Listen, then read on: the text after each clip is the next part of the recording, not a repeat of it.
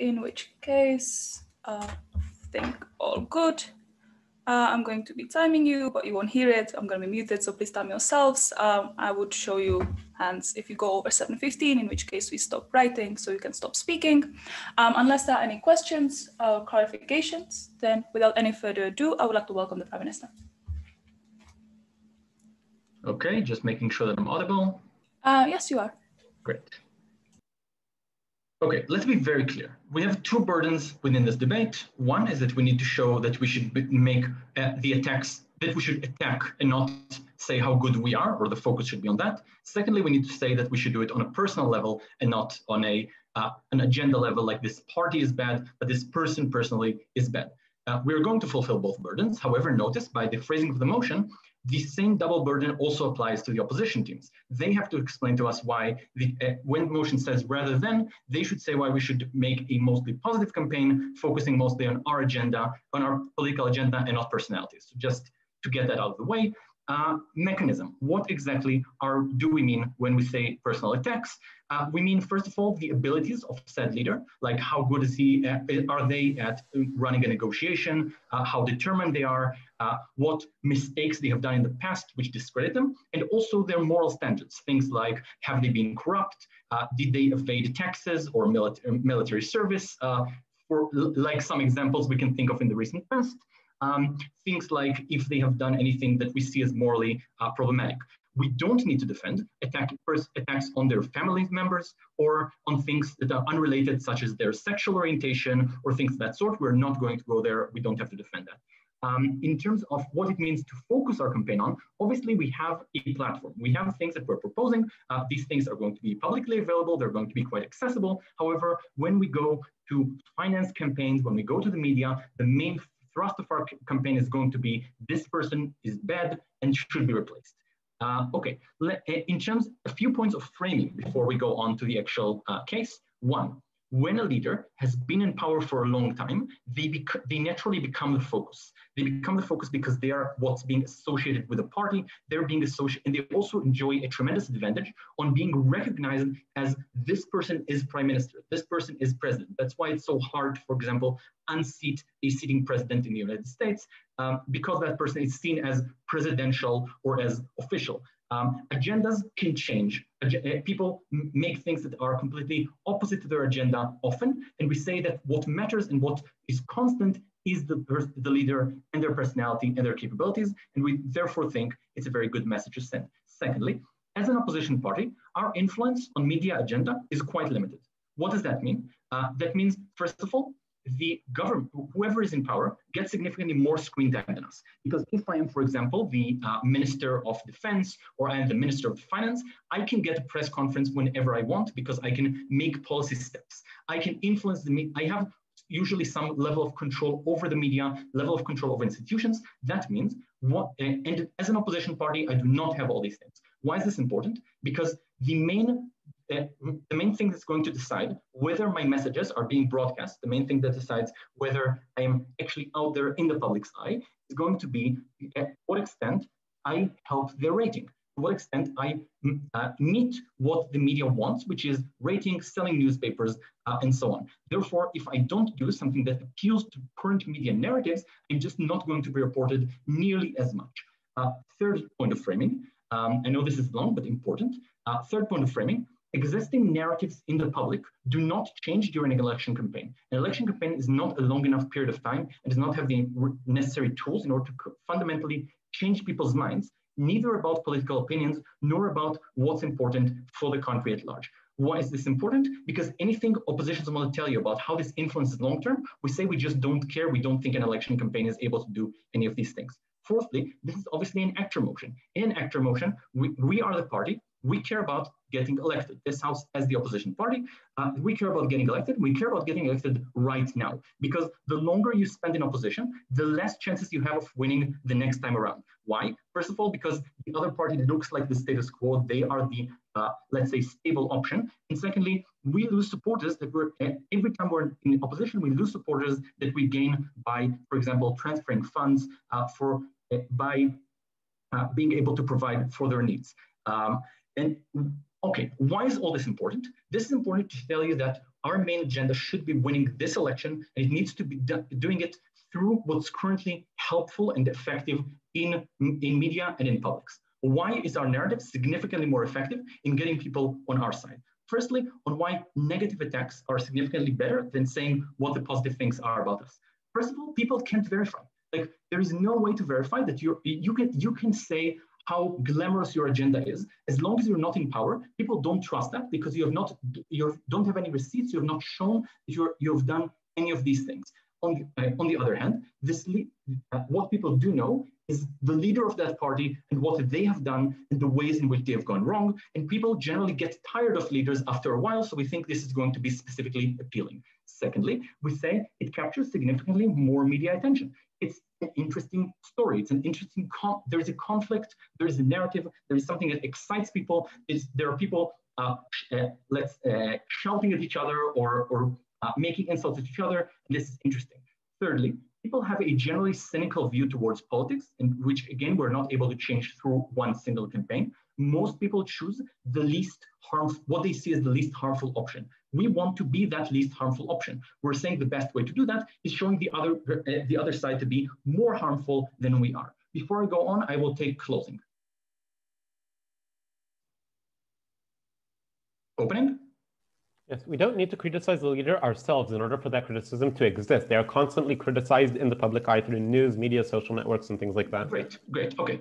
So first of all, know that Ohad just accepted that the media currently wants to criticize the current leader. That means the more our messages are aimed towards criticizing that leader, the more press time those messages are going to get, which is crucial in order to get any of our messages across. Note, when you already get the press conference, when you already get your message out there, it's also possible to say some things about why we are better. But in order to get that spotlight in the first place, in order to get that press conference, in order to get that item, you need to make something that goes with the media agenda. Moreover, we're saying that people don't understand complex systems. Why does it need to be personal? Because people understand stories. They understand stories in which there is a hero, in which there is a villain that's fighting that hero. We're saying these are much more exciting systems as well, where you are actually able to change things and not, there's this huge mechanism that you don't know where it starts and where it ends. We're saying presenting our guy as the hero, the other side as the villain, is a much more appealing way to actually change people's minds, to get them motivated, to get them to work with us and to get them to report on this. Because this is the major way to win, we are very proud to propose this motion. I think the Prime Minister for a fine speech, and I'd like to welcome the leader of the opposition.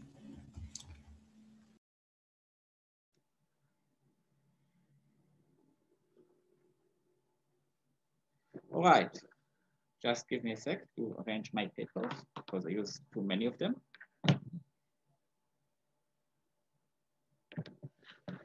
Starting in 3, 2, 1. First, I'm going to show you why on our side we have better chances to win on the next, like in the upcoming election, and B, on the long term, why we are protecting our brand by actually demonstrating that we are not just like anti-somebody, but we actually have some values and some value to our own brand. One quick rebuttal, the rest will be integrated. Ayal just asserted that the news media talking only about the leader. Please note that Trump is not not necessarily the leader we are talking about, but more, we think that usually you have coronavirus or economic situation or a war situation. So we think that what the media is talking about is a topic, and yes, they are going to show the leader because the leader is going to address that. But we, as the leader of the opposition, we are also considered to be a very important and very relevant to the issue. So I think we can actually generate a lot of attention. And more on that I will get in my first point. So let's talk about how we are faring in the upcoming election. We think that in most cases, the current leader is not perfect, but it's also not repulsive. Like, it's not like you're saying his name automatic and you are immediately winning. We think that there was probably a reason why he was elected into the first thing, and B, he has like the state resources and the state mechanism to actually boost his image as the one that doing this and doing that. So he probably has some sway, and it's not enough for you to say, oh, I don't have anything to offer, but just look, he's so bad, because he probably has some kind of popularity. So why is that important?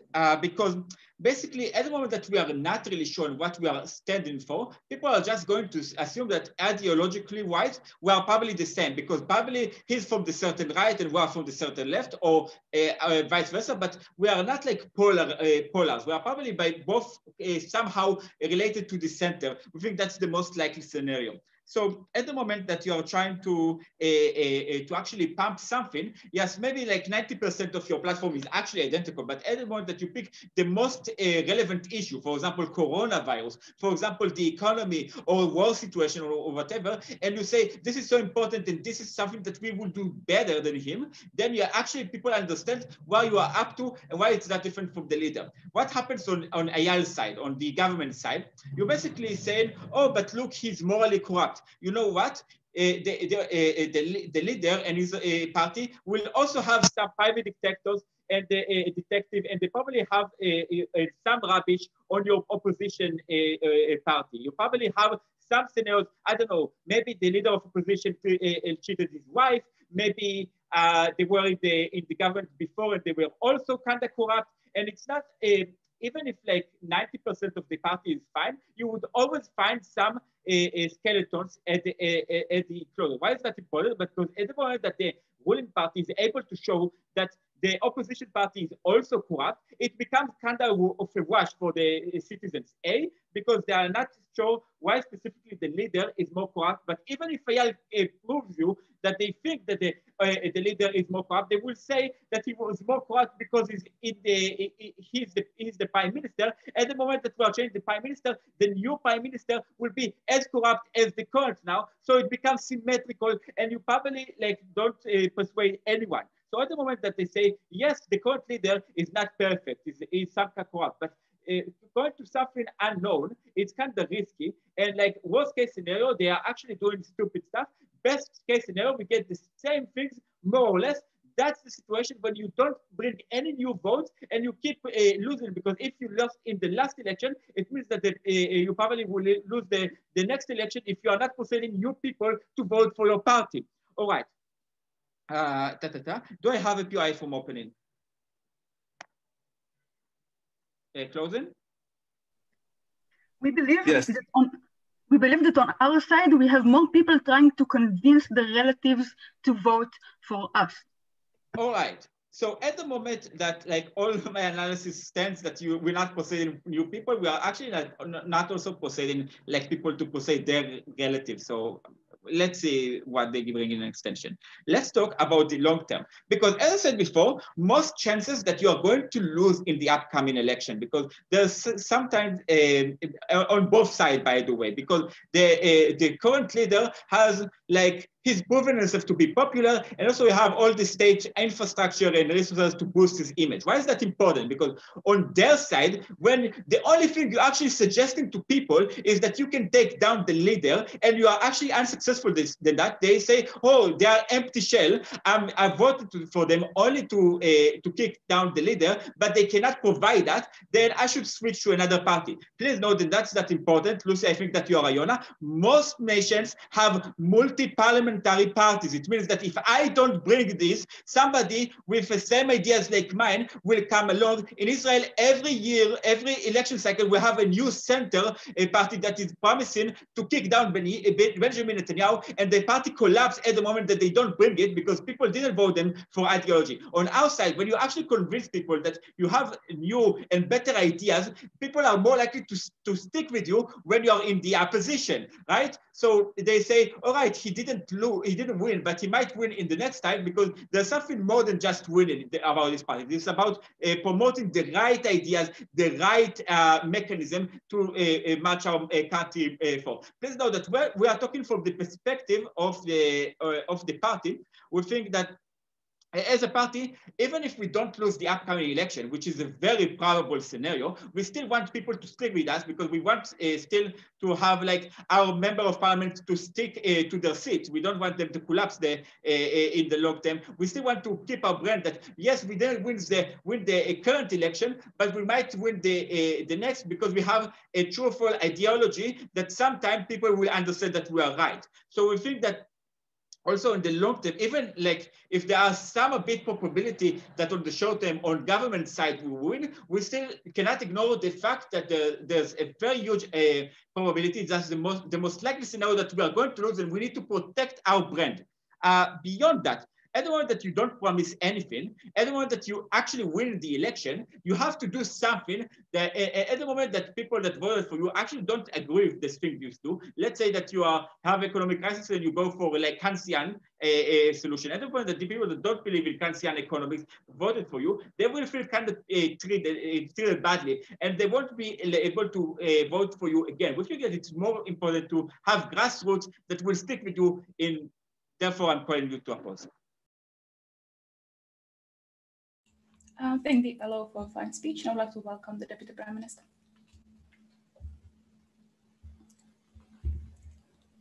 Okay. I'm going to have two major points in my speech. One, why OO's message is never going to work and never going to win, whereas ours can, and that's, we think, the differentiating criteria.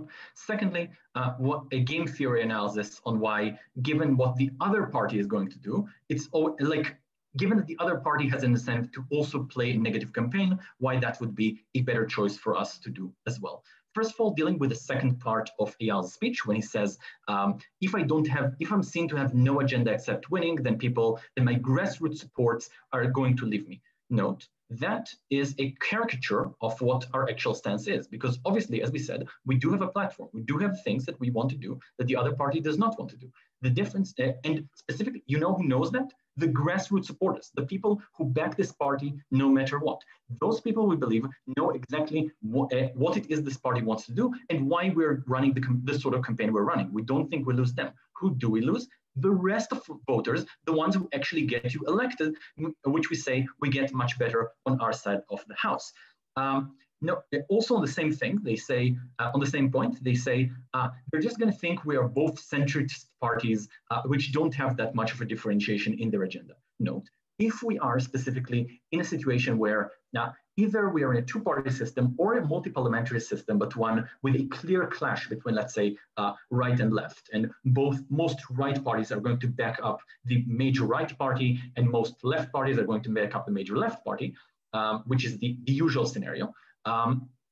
In that situation, the most important thing is exactly getting the people on the center. They are the people who are not sure whether they want to vote for you or they want to vote for the other party. That's not true for people who are hard left. They're going to be on your side anyway, whether voting for your party or voting for a smaller party that supports you. Same thing for the right as well. For the people in the center, we're saying, first of all, looking centrist is great. That's exactly the way you get those people on your side. That's exactly why Biden was able to win over Trump in many swing states, because he was seen as more moderate and less crazy.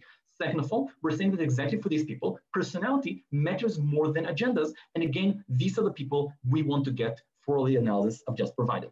Now let's explain why their message is not going to work. First, so what exactly do they actually propose? They say, we're going to say how great we would do things. When are we going to do this? Mostly, as we said, and they have not rebutted, in most cases, people are not going to listen to you, because you're not interesting, you're not saying anything that's newsworthy or relevant. The places where they're going to do this is when there is a clear government failure that's being reported on the news. Like, for example, they have dealt badly with coronavirus, they've dealt badly with the economy and so on. And we're going to stand up and say, we would have done this better. You know who could say that? Anyone. There is no guarantee whatsoever that people have that you would actually be able to do any of these things better. That's basically the equivalent of as we say in Israel, I am for what's good and against what's bad. That's not an agenda that's very inspiring, and it's mostly not an agenda that's very believable. And here's the key thing, because they also tell us that the current leader has a very strong position and image and an ability to shape their image. And we say that's exactly true, because they're the ones actually running the country. On how we would run the country, you can't actually fight, you can't actually compete on an equal playing field with someone who's actually doing the job day to day.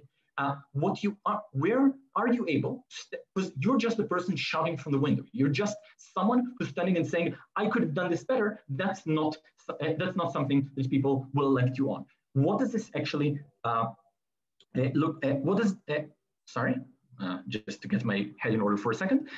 Where are we able to stand on an equal footing? Personality. And we're saying, look, this person that we are proposing has been, for example, a businessman. That person has been a general. That person has been a professor, or any sort of other position that this person held. Usually, people don't come to politics out of the blue without having done anything prior in their lives. And then we say, look, in those other positions, here are the achievements this person has gained. Here is how they have not been corrupt. And this is something that is measurable, because we can say this person has held this and this and this position and has been very honest and has led people, and people are inspired by them, and people want to follow them, and so on. That, we believe, is exactly where we're able to shift the narrative. We're not able to shift the narrative by just randomly blurting out this. We would have done this policy different because, again, people are cynical, because people don't understand complex issues and mechanisms. Like, again, we've explained it, they have not rebutted. And therefore, we believe we get significantly more, we get a significantly better message and more of an ability to have the message on our side of the house. Finally, as we've also explained it, they have not rebutted, we get significantly more inspiration because we're able to, because we can actually make people believe that that we will actually get a different policy. We will actually get a better life for people under a different leader. That's not something that's intuitive. If you say there are these really complex structural issues that need to be changed, people, first of all, don't perceive that. And secondly of all, it's very, very hard to shift. Before I move on to my second point, is there a POI from CO? I would really love to engage with you. Yes. So, wait just a second. Okay. People have a fear of the unknown. It is necessary for the opposition party to draw an alternative reality to make them support you. In order to do so, you also have to have cooperation with the proposition which you now lose. Okay, that's too many things. You need to show what your party is. Usually, in most cases, you are not a completely new party. If you are Labor sitting in opposition, people know what basically the Labor Party is. If you're the Democrats, if you're the Republicans, whatever, people basically know what your party is on the whole. We say the most important thing is showing who your leader is and why that leader is comparatively better than the leader standing at the head of the other side, as I have analyzed. Game theory, because that's fun. Look, if you are running a positive campaign, and the other side is also running a positive campaign, that might be the best of all worlds. However, we say the likely scenario is, what happens if you're running a positive campaign and the other side is running a majorly negative campaign? First of all, they don't need to run a positive campaign because their achievements are already seen on the ground by transferring budgets, by doing all the things that a government does. Therefore, they're able to spend all their time just bashing your party, while refuting every good thing that you say about your party and explaining why that's not true. On our side, we put them on the defensive. They have to be in a position where the agenda is the worthiness of that leader, and that leader cannot back up their worthiness in the same way, because usually when you've been in politics, you are involved in some scandals, you are involved in some corruption, you have made mistakes. We believe that's the best thing to highlight. We're very proud to propose. I thank the DPM for a fine speech, and I would like to invite the DLO.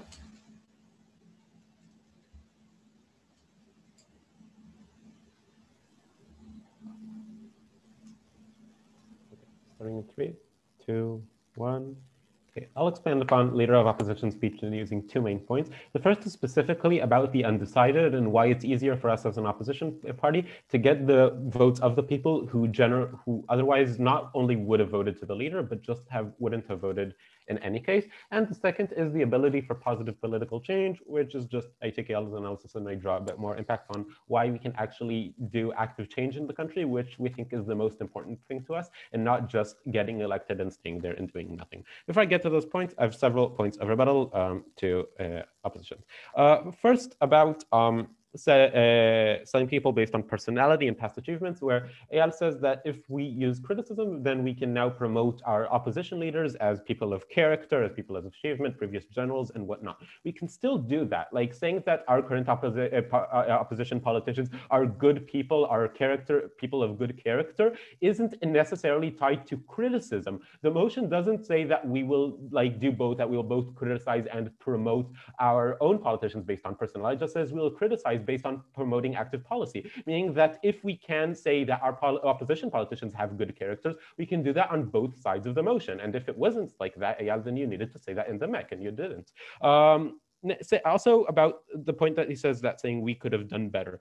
Look, pointing out to the mistakes of the current government and saying we could have done better is also on Eyal's side. Like, under his own mechanization, he says that we attack mistakes that they made. What is on our side is not just pointing out the mistakes, but explaining what we could have done better. Not just saying the government failed to treat coronavirus, but here are the steps 1, 2, 3 that we need to treat coronavirus. And these steps aren't things that just anybody can say. Like, promoting an actionable, positive alternative that is something that is very difficult to do and not many people can do. Therefore, it is likely to draw support. It's not just like something that anyone can do, as Eyal said.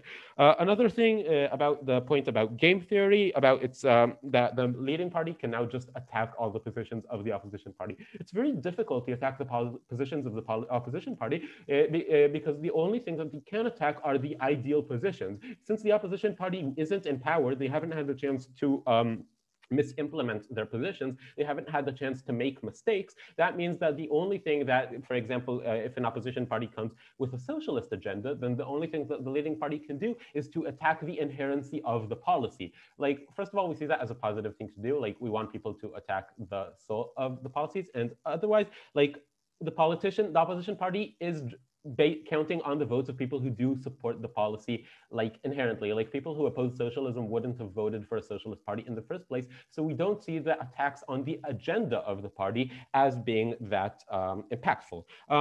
And a short rebuttal to the POI that we got from closing about people who talk to their relatives. Like, people who talk to their relatives are those who are all convinced of the policy. Like, it's the exact same clash of where we convince more voters. It's not really different. Okay.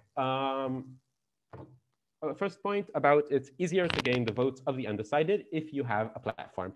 There is a common perception among the public that politics and politicians are inherently corrupt. That means that no matter who gets elected to the position of power, they will always tread upon citizens, they will always oppress citizens, and all those things. And the people who hold these ideologies are specifically the people who in the status quo choose not to vote, because they believe that the situation today is bad and that no matter who they vote for, the situation will stay bad. These are potential voters for the opposition party because they are extremely unlikely to vote for the leader because they already do feel oppressed in the status quo, but there is a chance of convincing them to vote for the opposition party, because if we can convince them that we're not as bad as the current party, that we are different, that we're not like all of those other parties, then they are likely to vote for us. And these are the most important voters, additionally, because the people who already vote, like people who already oppose the leading party in some way, already do vote either for us or for people who are more to the other side of us who will support us, meaning that the most important politician, the one who are most likely to sway the actual election results of who becomes the leader, are those who decide not to vote. Well, how do we convince them to vote for us? Well, by criticizing the current leader, it's unlikely to do so because these people already dislike the leader. So the only thing that we can do for them is explain how they will dislike them more. And if they dislike them so much that they're just willing to vote to any party against the leader, they would have likely voted for us anyway. On the other hand, if they have specific things that are important to them, we can convince them to go to our side by mentioning these specifics. For example, if there is someone who feels socially disenfranchised, then we can bring them to our side by detailing the exact social reforms that will help them, that will bring change. If someone wants, laws that are for more religious freedoms, then by explaining exactly these laws that we will bring forth, that leads them to support us. Only by detailing the exact actions that we do can we lead the people who believe everyone is the same to vote for us. Because if we just throw criticisms and we just bring an amorphous platform of we're an alternative, we're not them, then they have no idea what we actually are, and therefore they are unlikely to vote for us. And therefore, only by detailing exactly what can we do, we can bring those disenfranchised, despairing voters to vote for us. Before I get to the second point, yes, opening. On their side, they're asking people to take us on blind faith. On our side, we promote a narrative that people already believe. When the discussion is on corruption, that's specifically when the other side, the one in power, is more on the defensive than we are. the discussion, first of all, you have the blind faith because you're the one who's not explaining what we actually are. We are explaining exactly what we're doing. Therefore, people have a more logical reason to trust us. And as we explained, like the discussion, if a leader is corrupt, then the entire media, social media, newspapers, all talk about corruption. We didn't explain why that criticism about corruption needs to specifically come from us as the opposition party in order for people to dislike the leader and choose us based upon it. Now, about the ability for positive political change. Eyal already explained to you why, like, having actual platforms leads us to more long-term political stability. That now we can already bring also have support from the oppositions, that we didn't just bring one promise to bring change, and now we have failed that promise.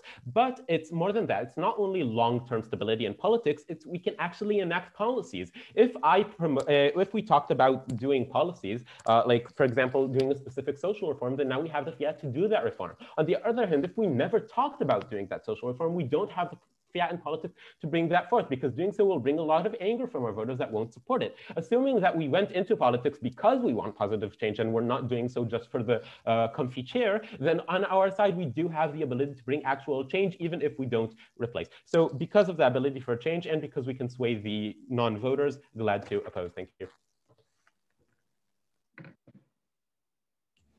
I thank the DLO for a fine speech, and I'd like to welcome the member of government. Am I audible? Yes, you are. Great, thank you. I will begin my speech in 3, 2, 1. All right, I'm going to have some points of external rebuttal, but note first that we are not obliged to protect a stance in which our party, the opposition party, has no agenda to offer. We're just saying that we will focus upon accusation of the main leader, and it will be more effective. Now, I'm going to explain to you why the ability of political change increases greatly by creating a more active opposition voter. So, the battle for OO, not that they're claiming that now that the government party will also accuse my opposition. Note that the voters for government party are already prone to an optimistic view. They're already in control. It also means that there's less things to say about opposition leader because they just haven't been in charge. They haven't made as much mistakes. Note that my leader is running to governing because they're able to lead, because the people on my side are prone to believing. So let's dive in. How do you win an election campaign? The status quo, election campaigns are not enough. Why so? Because it's too avoidable. It's too distant. I see posts on social media. I see claims about agendas of parties that I don't know how to translate into my own personal life. Like this party has a bad agenda, or they're lacking some political sharpening. It doesn't talk to me as the usual person. It also doesn't drive me emotionally as an already active opposition. Now, why would personally accuse the prime minister or the leader in charge will cause a much more harsh response? Let me first explain how does this look like. Because I hear as an already supportive of the opposition voter or member about why the prime minister is bad, and not necessarily a bad person or has a bad hair, but why it's bad in governing, why it has low moral standards, why they're unable to reach the deals that are the best for my country, why they are not reliable and they don't keep their promises. These claims I'm able to translate because they're much more simple, they're much more directed at me, and they're already being told to people who support the opposition. What does this do?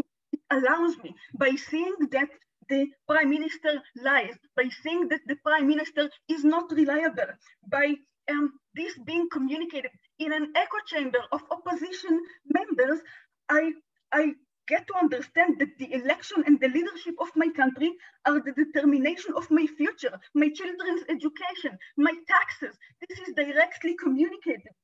And what does this translate to? This translates to in what hands I will put my future, in what hands I will put my children's education. Will I be able to provide for my family and my most dear people in in life. What does this do, you may ask?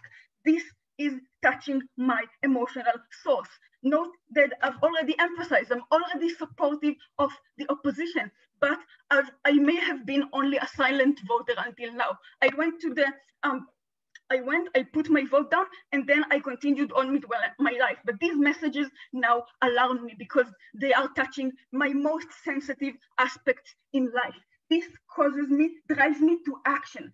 Now, note that opening opposition severely underestimates why by making the opposition members hate the leader even more will affect the political map. We are saying this exactly what will make the change, because once they're alarmed enough and they're emotional enough, in order to drive into action, they become representative and explainers of the opposition party. Now, how does this look like? And why does this happen? First of all, because hatred and fear and negative emotion are driving me much more faster into action. Now, because I feel personally intimidated. I feel like my future, my most dear people to me are intimidated, and my opinions about the opening, about the opposition have already been this. Now, why would such convincing and such communication, once people go out there, once people are acting as representative, whether if it's by approaching people in the street, whether if it's by participating in social media discussion, by talking to their community members, by talking to their friends, sons, daughters, and relatives, this has a much larger effect. Why so? Because first of all, the people in front of me can see that I'm a human being now. It does, and de-demonization means they make me as a opposition member look like a real person with a real opinion that may convince them. More so, note that sons usually listen to their mothers. I am going to listen to my best friend and see his opinion as valid, as more approachable than any positive claim online about how opposition could make my life better. Here I get it directly pointed at me in a civil discussion, because this discussion is claimed by a goodwill for change. Before I continue, POI closing. People don't have any relations with the leaders. They only care that they run the country well. They don't care if they are corrupted. All right, but them being corrupted, then first of all, it's not true, but them being corrupted and they're not being able to lead well is exactly what people care about. And it's related, it's connected. A person who cannot stand by their word is a person that it's dangerous to put my future in his promises, because his words are what claiming what my future will be.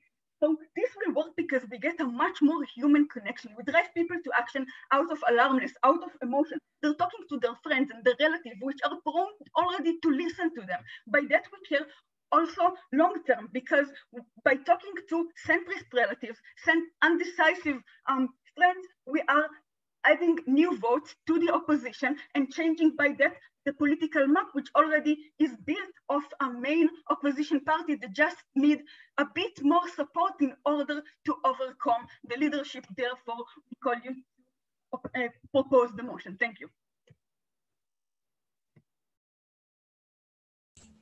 I think the member of Gov for fine speech. I would like to welcome the member of opposition.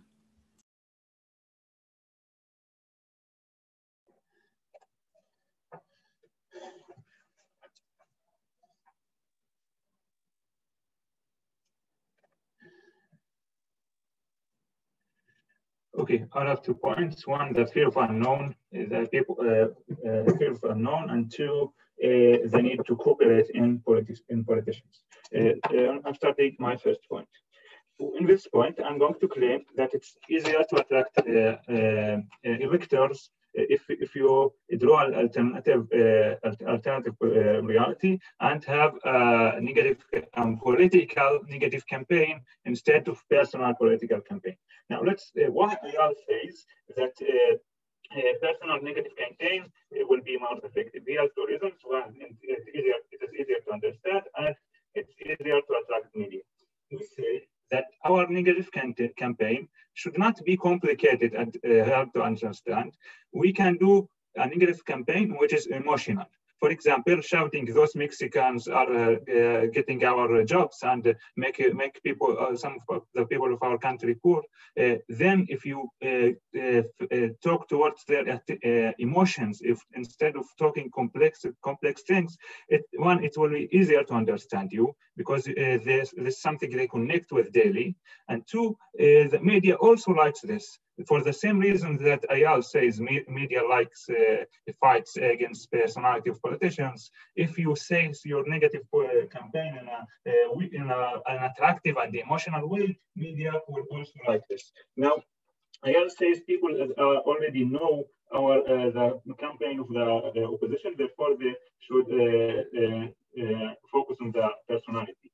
And this is exactly why we say that the campaign should be changed. In the previous election, the opposition had a specific campaign and it failed. Now it's the time to draw another suggestions, to give them other options that they are not used to. Now, why this will be more effective?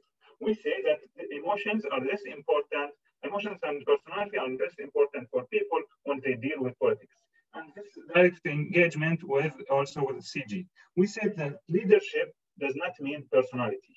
We say that people care more about a leader that can manage politically well, even if he is a corrupt and has a bad personality. For example, Trump, yes. And why this is true? For the following reasons. One, people don't have a day-to-day connection with the politicians. They don't meet them, so they don't care who they are, even if they don't vote them because they are like them. They vote them because they want someone to manage the country well and not to suck at it.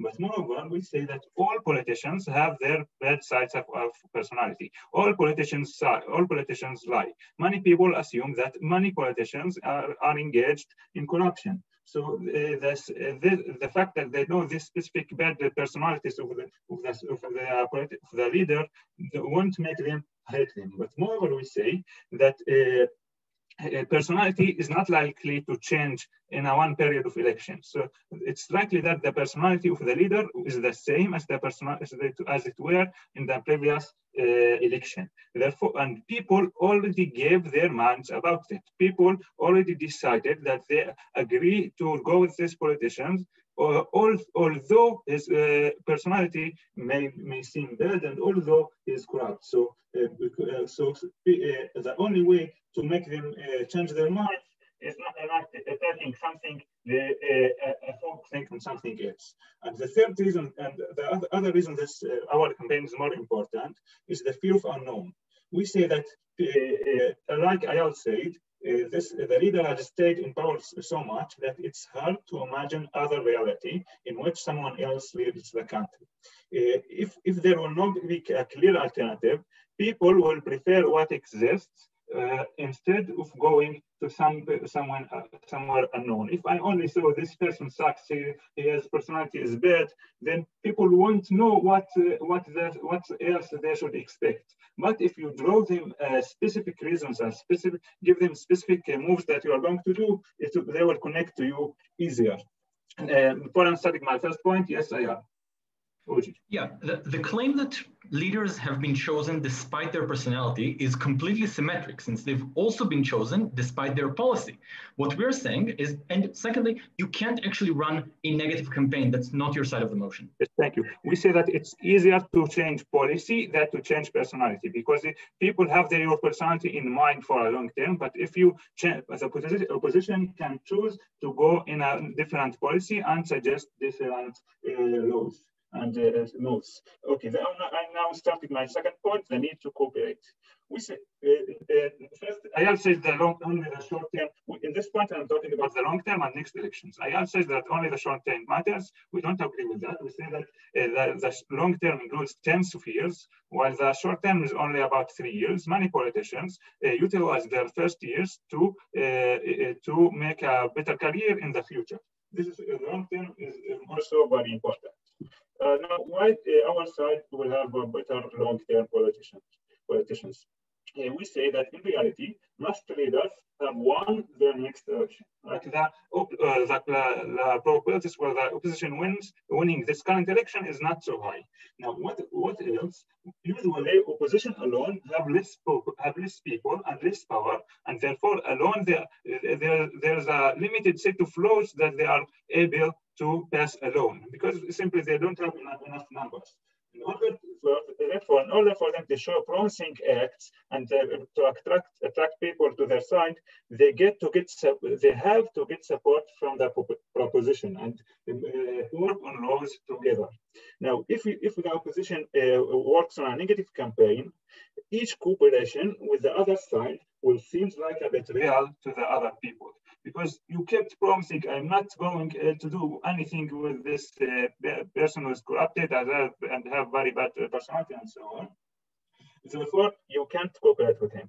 But if you go with a positive campaign, there's some things that are common to both sides. For example, all people want better facilities, want better healthcare, and so on. If you work on things in the center and try to discuss with people from the proposition, then you can people can see you actually making law pass, and two, you will get the media from both sides, because if you are cooperating with the proposition, also the media that supports proposition can give you time, and also the media on your side can give you your time. So this also engaged with Ayal point about the media. So one, we talk you that we have better chances both in this election and in the next one. Thank you. I think the member of Opera finds speech, and I would like to welcome the government with them.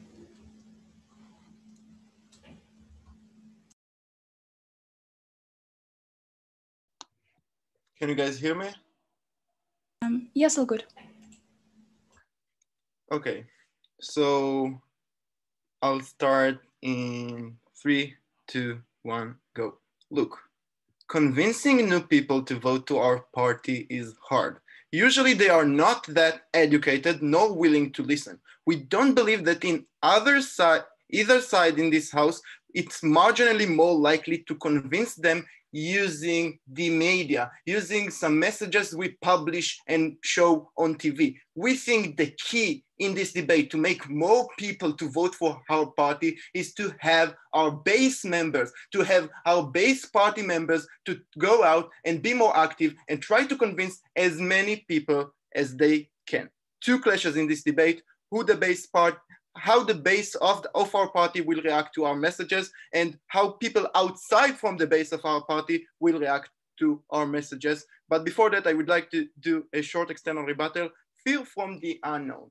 For closing our position to win this clash, to have these points, then they need to show why they have more knowns under their side. We think that it's just publishing messages without reaching to the audience, without having people attention, won't make them know more if they are not listening, if they are not paying attention, if they don't talk about it. We think that under our side of the house, we have much more knowns because we make much more political engagement in communities. We make much more people to talk about feelings and politics. We make much more people to talk even about agenda because they try to convince their family and friends member. But before I'll go into the clashes, I would like to wait why the base voters are more important in this debate. For there are more of them because we are the main opposition party, so we have a lot of main members probably. And please note that all the other teams in this room are talking about the people in the center, which must be less from all the members of opposition because all the people are on the edges, right? All the people are either with the leader or with the opposition. We don't think there are just as many people on the center. Moreover, they are more willing to listen to our messages, right? All the team, they already voting for us. They just don't feel the eager to vote to other people. We just make them to do this action. We don't need to verify they are listening to our messages because they like us. We just need to make them commit this action. Moreover, their impact is much more likely because we don't need to change the way they think. We don't need to change their belief system. We just need to get them outside and convince their relatives and family and neighbors and people they work with to vote for us, and they will do it better. All the other teams in this debate need to prove message and action. They need to show how the message is likely to be perceived and how people will react to that message. We just need to show you action because we are the only team in this debate that talk about the people that are likely to receive the message because they are following us on Facebook, they are watching us, they like us, they want to vote for us. We just show bigger action, and we think why it's why we win this debate. Okay, so let's talk about the most important clash. Moreover, it's hard to convince, right? I already talked about it. It's hard to convince the central people, the people that don't vote for us because they don't listening to our messages and they don't like us and they like the leaders. Okay, but our case gives us the best of both governments and opposition. If we make more people from our base to be outside and be active and have a conversation with more voters. At the point in this debate, we analyze why more people from our base will engage politics, more people will try to convince their people, their families and relatives. Those base voters that have not tried to convince them before will be able to use all what government told us, because government told us, oh, it's okay, it's very useful to talk about agenda. So guess what? If my mother tries to convince me and she talks to me about agenda, I'm way more likely to convince if I talk to my mother. I'm way more likely to convince if I'm talk to a human being, which I can rebuttal and he can rebuttal me back, than showing it on campaign and on other platform. I'm way more likely to be convinced when I'm talking about families and relatives and people I care about, and I'm more willing to listen to them so they have my attention, not like the comparatives in this debate, which we are talking about people that seeing stuff on TV. We have more active voters. So our main impact is having more active voters. So I would like to lay forward how my partner proves it. Okay, so my partner tells you there are many inactive voters. There are many people that are for our party. They vote for my party, but they are tired from the political system. They are tired of all the election. They are tired of trying to choosing over and over again. And they don't feel like they want to get involved. My partner analyzed why sending these bad negative messages will make them eager, will make them want to go outside there, will make them, oh, I like this party, but the other party are so bad, I need to do something about it. We don't think these are feelings that we get from on the comparative, and we show you why they become more active, because I make them simple messages, because I will create emotional reaction, because once I hear that, I will probably choose to act. And why? And they will be convinced other people, right? Because, no, thank you. My partner shows you this. My partner shows you why they are convincing other people, because when I hear a message from my mother, I'm more likely to listen. When I hear a message from my coworker, I can have rebuttal with him, and we can have elaborate a conversation about the topic, and I'm more willingly to be convinced, because I know, because it's a real person. It's not a commercial. It's not a Facebook page. It's a person I'm talking to. And we are talking about more and more people like this, because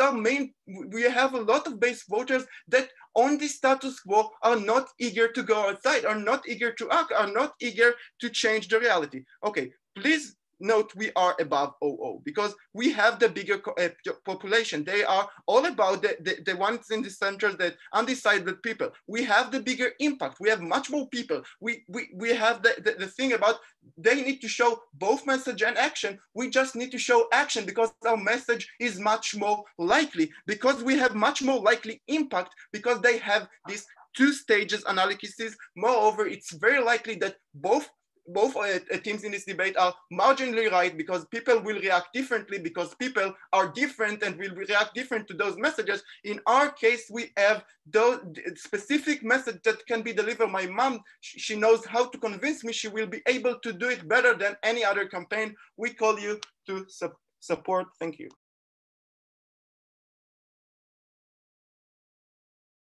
I think the go for a final speech, and I would like to welcome the opposition. Am I audible? Yes, you are. Great, just a second, please.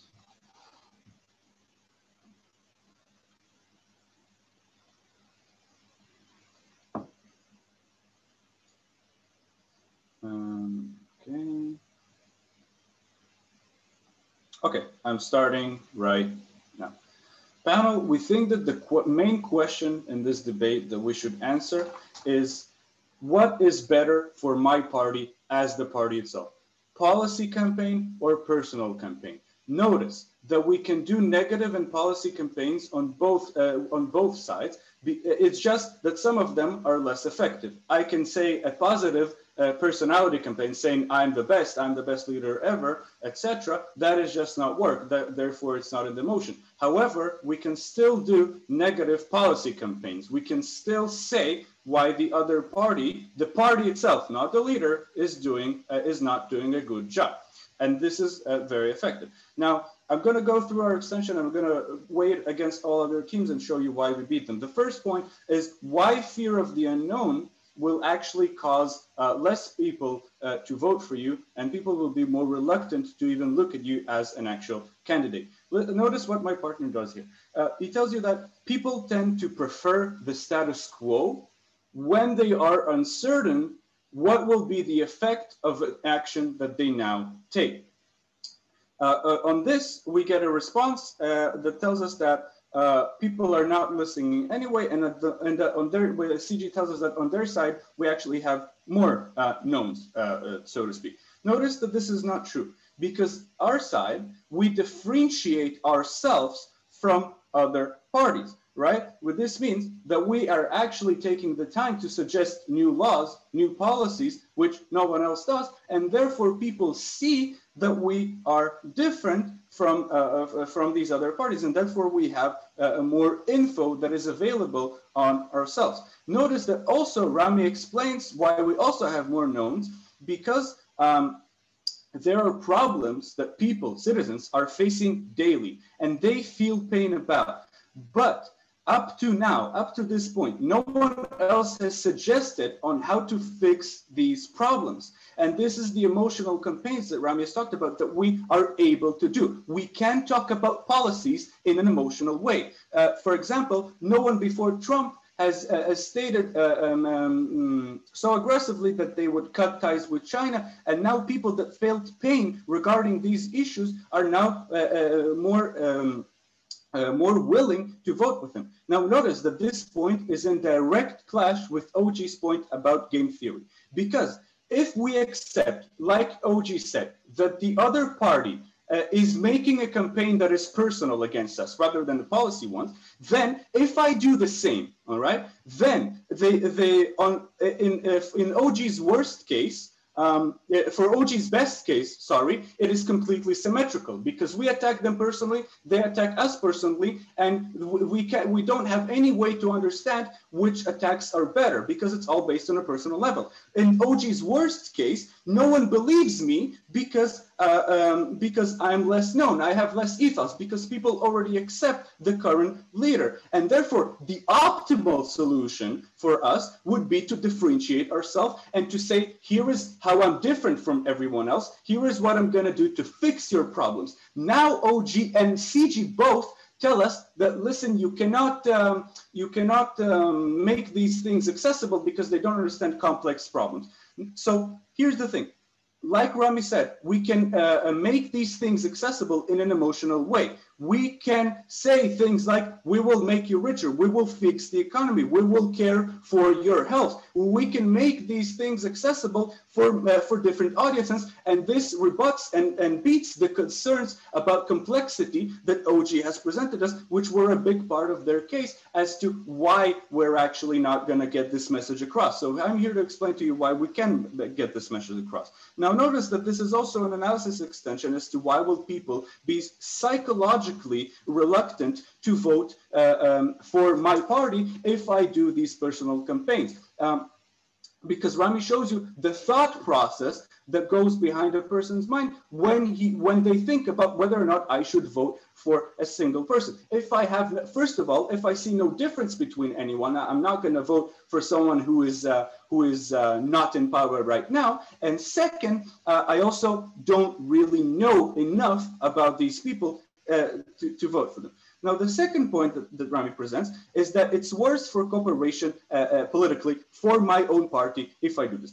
How does he do this? He says here, listen, there are limited amount of issues for which parties agree upon, and they work together to solve. And this is just a fact, because otherwise we would never be able to do anything to change our policies in our country. For example, in America, there are specific issues that are known that the Democrats and Republicans work together about and they cooperate in. Let's say things like energy, trade and international trade and tariffs, social security and stuff like that. Okay, so it doesn't even matter which these issues are, but they exist. And now, if I make a personal campaign, I'll take you in just a second, Ayal. If we make a personal campaign, then we make enemies. This is what Ramy shows you. It is much harder for me to work with someone that you strongly, personally dislike, because you have a complete antagonism against them, which is why it is much harder to make concessions and compromises inside politics when I am the opposition party.